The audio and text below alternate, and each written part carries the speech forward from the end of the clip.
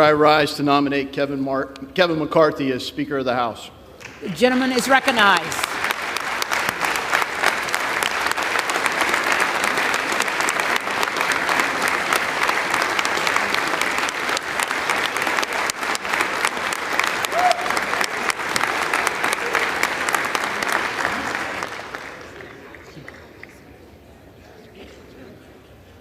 Now, why would I, as a conservative, as an Army Ranger, business guy, the first guy that the House Freedom Caucus backed in a congressional race, why would I nominate Kevin McCarthy to become the next Speaker of the House? Why would Jim Jordan? Why would other conservatives like Thomas Massey, Jim Banks, Kevin Hern, and others support Kevin McCarthy as Speaker of the House?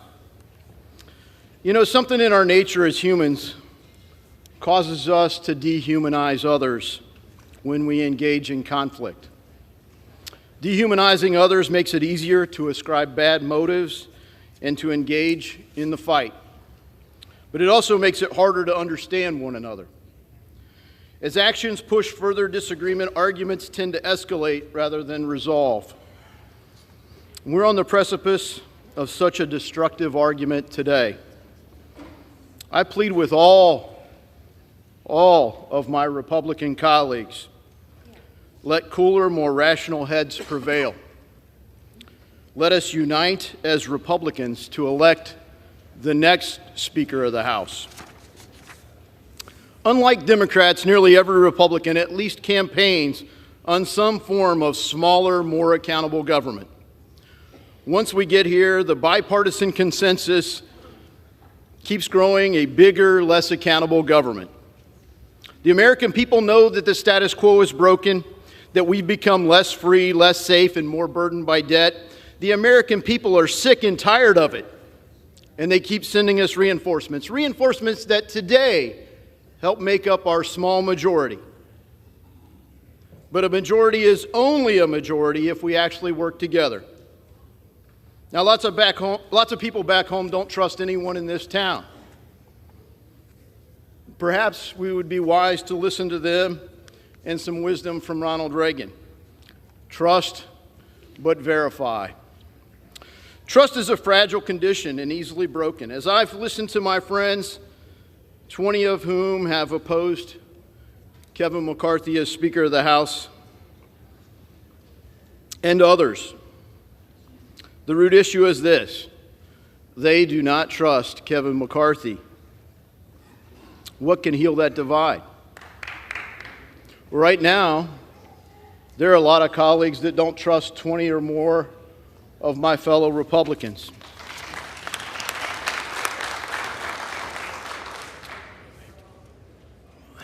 Right now, though we remain divided, an actual majority of the House Freedom Caucus members do support Kevin McCarthy. This summer, a unified House Freedom Caucus started the negotiations with a proposal for new rules, a different way to govern that empowers committees and regular members. We proposed that a set of tools could be structured to make trust more verifiable and allow recourse if that trust is ever broken.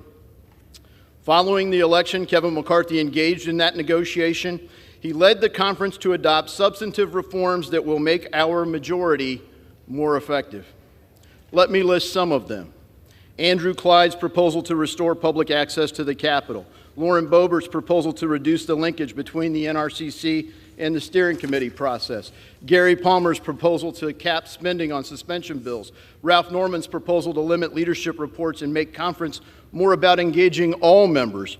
Chip Roy's proposal to provide a 5-day notice for suspension votes. Dan Bishop's proposal in privileged resolutions. Scott Perry's proposal for additional conference meetings ahead of key votes. Bob Good's proposal on standalone appropriations bills. Andy Biggs' proposal limiting suspension waivers from committees. Chip Roy's proposal to make co-sponsored amendments in order. Affirm 72-hour publication of bills before calling for a recorded vote. An end to proxy voting. an end to remote participation in committee work by members of Congress, the Holman Rule, an end to the Gephardt Rule, cut go instead of pay go, an end to en bloc suspension votes, a major reform worked out with Morgan Griffin, what we hope to call the Griffin Rule, on single subject bills subject to germaneness points of order and amendment, diverse viewpoints on every committee. Lastly, a church-style commission was added to the Judiciary Committee focused on the abuses our own big government has unjustly collaborated with big business and big tech to silence, persecute, or even prosecute our fellow citizens. As Thomas Massey pointed out, Elon Musk bought a crime scene.